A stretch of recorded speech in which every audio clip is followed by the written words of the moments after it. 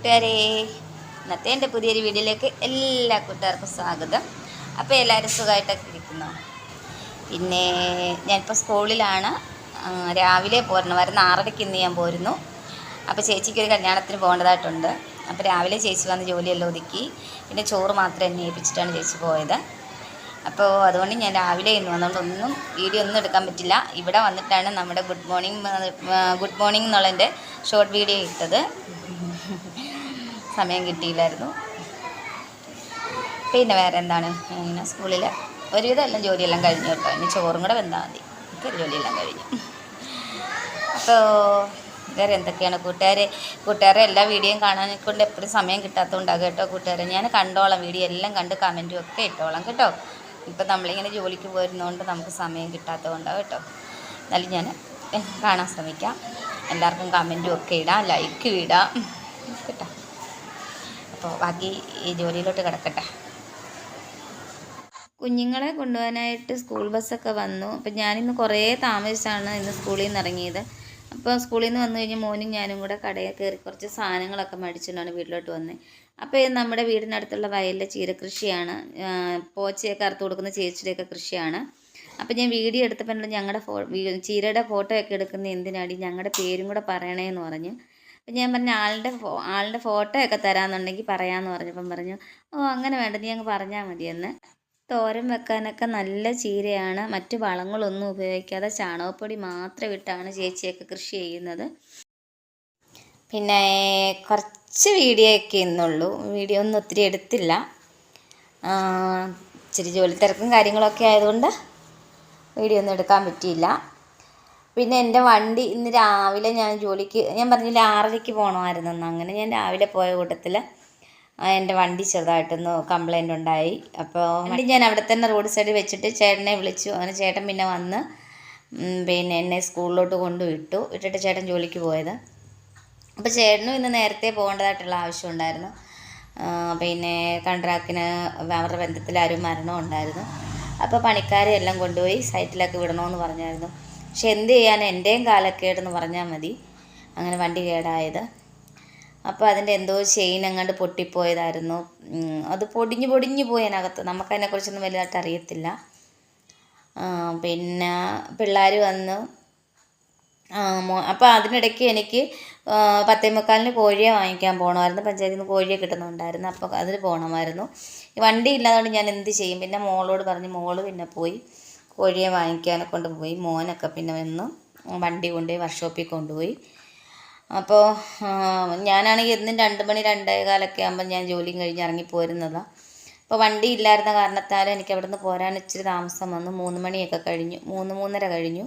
കാരണം അവിടുന്ന് ഇങ്ങ് വീട്ടിൽ വരെ വന്നു കഴിഞ്ഞിട്ട് പിന്നെ നമ്മൾ വണ്ടി എടുക്കാനൊക്കെ പോകുമ്പോൾ ഭയങ്കര ദൂരമാണ്. അപ്പം ഞാൻ വിചാരിച്ച ആ സ്കൂളിനടുത്ത് തന്നെ ഒരു വർക്ക്ഷോപ്പ് ഉണ്ടായിരുന്നു, അവിടെ കൊടുത്തത്.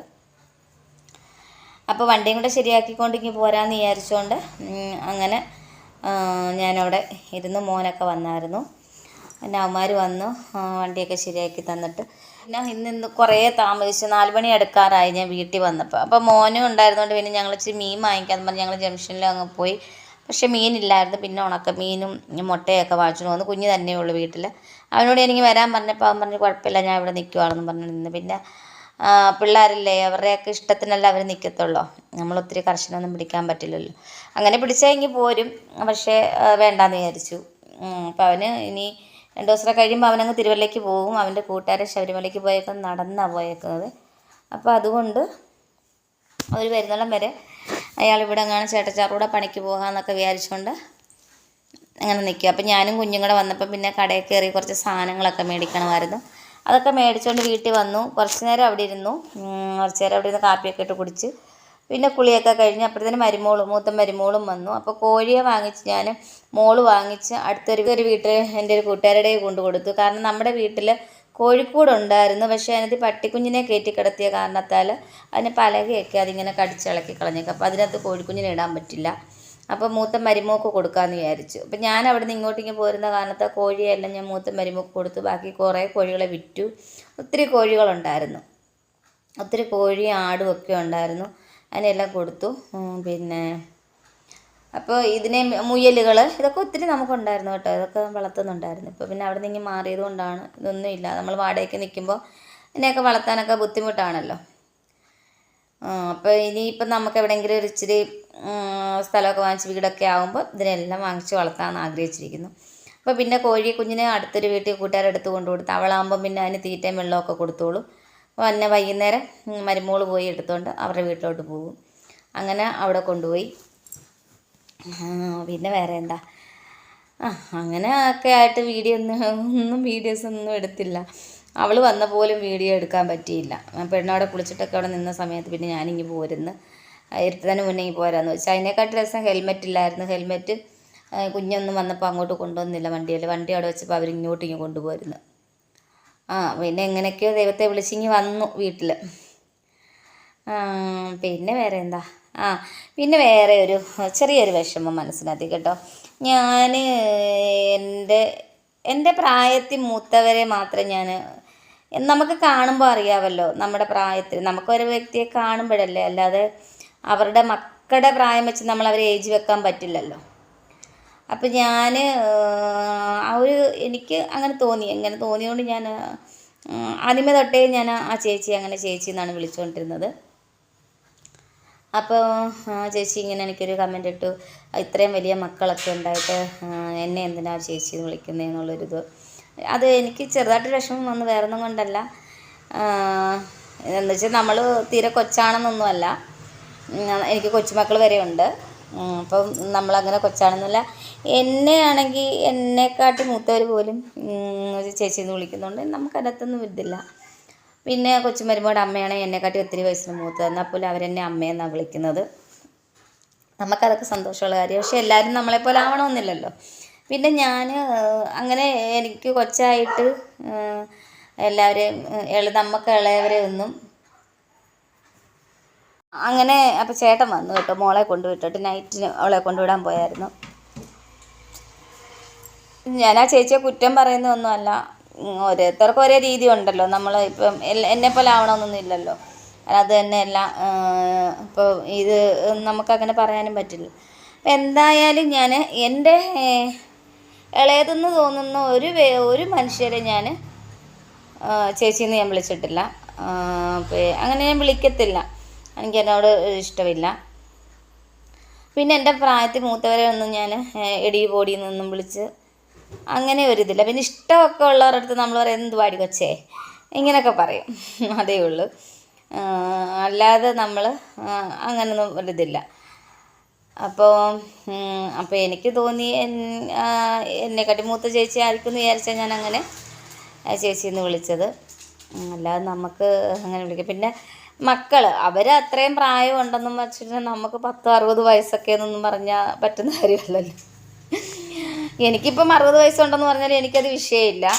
നമുക്കതൊന്നും വിഷയമുള്ളൊരു കൂട്ടത്തിലേ അല്ല. കാരണം ഇന്ന് ഇവിടെ ഇരുന്ന് നാളെ നേരം വെളുത്ത് നമ്മൾ കണ്ണ് തുറന്നു, അത്രേ ഉള്ളൂ. അതാണ് ഇപ്പോഴത്തെ കാലവും. അതുകൊണ്ട് ഏജിലൊന്നും ഞാൻ വലിയ ഇത് കൊടുക്കുന്നില്ല. നമ്മളെ ചേച്ചിന്ന് വിളിച്ചാലോ അല്ല അമ്മയെന്ന് വിളിച്ചാലോ കുഞ്ഞമ്മയെന്ന് വിളിച്ചാലോ നമുക്കതൊക്കെ ഇഷ്ടമുള്ള കാര്യം തന്നെ. അപ്പോൾ പിന്നെ ഞാൻ ആ ചേച്ചിയെ വേറൊന്നും കൊണ്ട് പറയുന്നതല്ല, സോറി. ഞാൻ അപ്പോൾ ആ കൂട്ടുകാരിയെ ഞാൻ അങ്ങനെ കളിയാക്കി പറയുന്നൊന്നുമല്ല. നമ്മൾ ഒരിക്കലും നമ്മുടെ മക്കളുടെയോ അല്ല മറ്റുള്ളവരുടെയോ ഏജ് വെച്ചൊന്നും നമ്മൾ പ്രായം അളക്കാൻ ഒരിക്കലും പറ്റില്ല, ആരുടെയും പറ്റില്ല.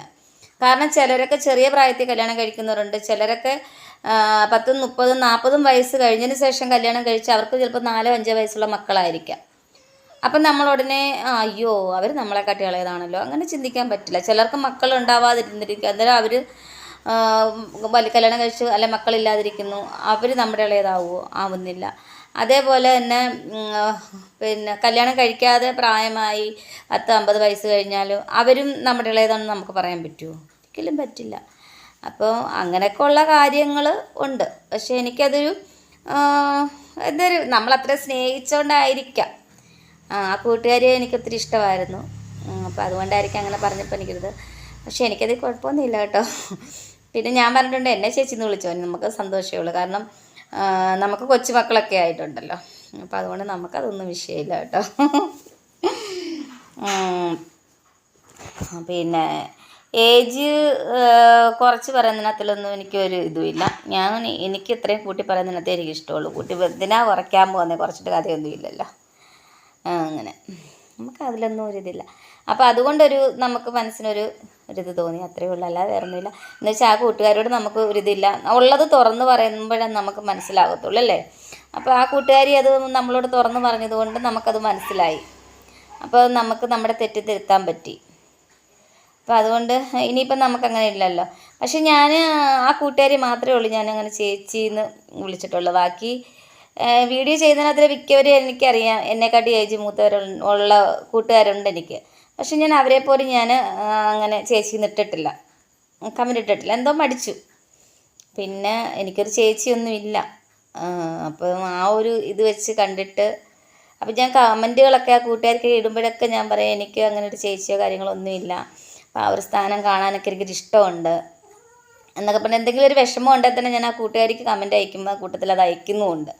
പിന്നെ നമ്മൾ പൊതുവേ ഇങ്ങനെ ഒരു പ്ലാറ്റ്ഫോമിൽ നമ്മൾ ഒത്തിരി ഒന്നും മെസ്സേജുകൾ കാര്യങ്ങളൊന്നും അയക്കാൻ പറ്റില്ലല്ലോ, നമ്മുടെ മനസ്സിൻ്റെ വിഷമങ്ങളും കാര്യങ്ങളൊന്നും. അതുകൊണ്ടൊക്കെയാണ് പിന്നെ ഒത്തിരി ഒന്നും മെസ്സേജുകൾ കൂടുതലായിട്ടൊന്നും അയക്കാതിരുന്നത്. അല്ലെങ്കിൽ ഞാൻ കുറേയും കൂടെ ഞാൻ അയച്ചിരുന്നു. എന്ന് പറഞ്ഞാൽ ആ കൂട്ടുകാരോട് എനിക്ക് അങ്ങനെ ഒരു ഇഷ്ടമുണ്ടായിരുന്നത് കൊണ്ട്. അപ്പോൾ നമുക്കിപ്പോഴും ആ ഇഷ്ടമുണ്ട്, ഇഷ്ടത്തിനൊന്നും കുറവൊന്നുമില്ല, ഇപ്പോഴും ആ ഇഷ്ടം തന്നെ ഉണ്ട്. അതങ്ങനെ പറഞ്ഞപ്പോൾ നമുക്കൊരിത്. അപ്പോൾ നമുക്ക് അറിയില്ലല്ലോ, എന്നെക്കാട്ടിൽ ഏജ് കുറവാണെന്ന് നമ്മൾ അറിഞ്ഞിരുന്നെങ്കിൽ നമ്മൾ ഒരിക്കലും അങ്ങനെ വിളിക്കില്ല. എൻ്റെ ചേട്ടൻ തന്നെ ആണെങ്കിലും കടയിലോ അല്ലെ എവിടെയെങ്കിലും പോവുകയാണെങ്കിൽ ഇങ്ങനെ പിള്ളേരുടെ അടുത്ത് അല്ലെ ചേട്ടൻ വിളിക്കുമ്പോൾ ഞാൻ എന്താ ചേട്ടനെയും പറയാം, എന്തിനാ അങ്ങനെ വിളിക്കുന്നത്, അങ്ങനെ പറയുന്നത് എന്ന് പറഞ്ഞ് ഞാൻ ചേട്ടനെ പറഞ്ഞിട്ടുണ്ട്, അങ്ങനെ വിളിക്കല്ലേ, നമ്മളെക്കാട്ടി ഇളയ പിള്ളേരെ ഒന്നും നമ്മളങ്ങനെ ഒരിക്കലും വിളിക്കല്ലേ എന്ന്. അങ്ങനെ വിചാരിക്കുന്നവരാണ് ഞാനും എൻ്റെ ചേട്ടനും ഒക്കെ. പക്ഷേ നമുക്കങ്ങനെ കൊച്ചായിട്ടൊന്നും ഇരിക്കണമെന്ന് ആഗ്രഹമില്ല, അങ്ങനെ ഒരു ചിന്താഗതിയേ ഇല്ല. അപ്പം അതുകൊണ്ട് അപ്പം നമ്മുടെ മനസ്സിലൊരിതുണ്ടായതുകൊണ്ട് അങ്ങ് പറഞ്ഞെന്നേ ഉള്ളൂ. അല്ലാതെ നമുക്ക് ആ കൂട്ടുകാരോട് ഒരു ഇഷ്ടക്കുറവും ഇല്ല. ആ ഒരു ഇഷ്ടം തന്നെ ഇപ്പോഴും ഉണ്ട്, ഇഷ്ടക്കുറവൊന്നുമില്ല. എന്ത് കാര്യങ്ങളുണ്ടെങ്കിലും ഇതുപോലെ തന്നെ നമ്മളോട് മെസ്സേജ് വഴിയാണേലും കമൻ്റ് ഇടുമ്പോഴാണേലും നമ്മളോട് തുറന്ന് പറയാം. അതുപോലെ തിരിച്ച് ഞാനും കമൻ്റ് ഇടും, അതേ ഉള്ളൂ. പിന്നെ വേറെ എന്താ, ഇപ്പം അത്രയൊക്കെ ഉള്ളു വിശേഷങ്ങളൊക്കെ. പിന്നെ വേറെ എന്താ, വിശേഷങ്ങളൊന്നുമില്ല. ഇനിയും ഞങ്ങൾക്ക് ചോറ് കഴിക്കണം.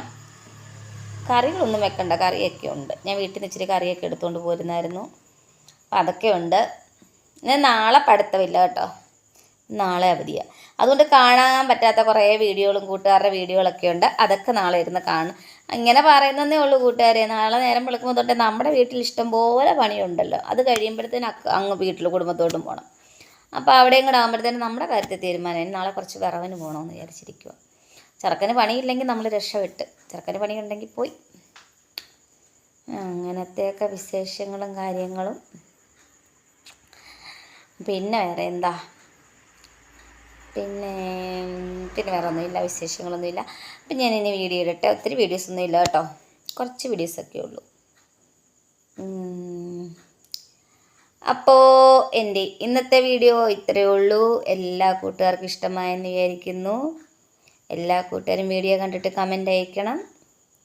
നിങ്ങളുടെ കമൻറ്റിലൂടെയാണ് നമുക്കെല്ലാം മനസ്സിലാകുന്ന വീഡിയോ ഇഷ്ടമായോ, വീഡിയോ ഇഷ്ടമായില്ലയോ, വീഡിയോയിൽ എന്തെങ്കിലും മാറ്റങ്ങൾ വരുത്തണോ എന്നൊക്കെ ഉള്ളത് കമൻറ്റിലൂടെ നമുക്കറിയാൻ പറ്റുള്ളൂ. അപ്പോൾ എല്ലാവരും കമൻ്റ് അയക്കണം കേട്ടോ, എല്ലാ കൂട്ടുകാരും കമൻ്റ് അയക്കണം. അപ്പം ചേട്ടൻ അവിടെ ഇങ്ങനെ നിൽക്കുക കേട്ടോ. മോളെ ജോലിക്ക് കൊണ്ടുവിട്ടിട്ട് എപ്പോഴും ഞാൻ അവളെ സ്കൂളിൽ വിടുന്നെന്ന് പറയുന്നത് കേട്ടിട്ട് അവിടെ ഇങ്ങനെ ജനലിക്കൂടെ ഒന്നിങ്ങനെ നോക്കി നിൽക്കുമായിരുന്നു. ഇവൾ ആരോടായി കാര്യം പറയുന്നെന്ന് വിചാരിച്ചുകൊണ്ട്. അപ്പോൾ ബായ് കൂട്ടുകാരേ.